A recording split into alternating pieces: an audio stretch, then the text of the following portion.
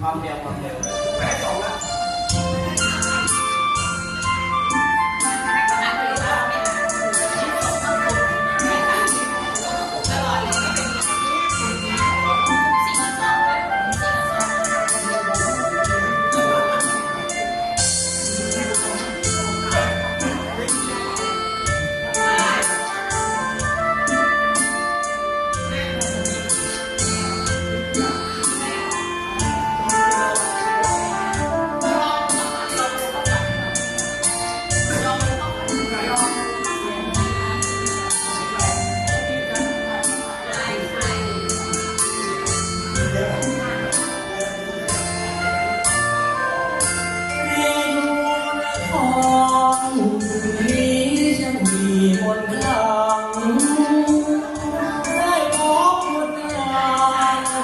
จะเหมือนกับมองแล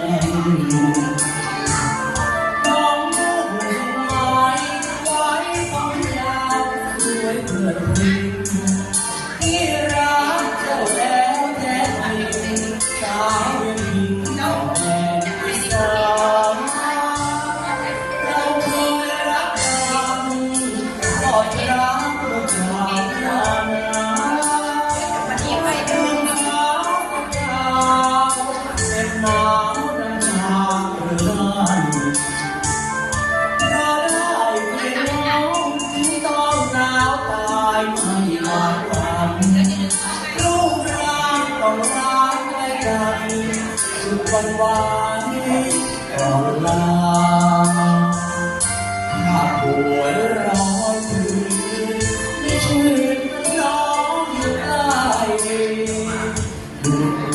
ร้อยมาไม่คลายลาก็ได้มาน้องต้องน้ำเราได้รับวันเวลากลับมาอกให้รักลมเย็นมันความพ้นที่ขาด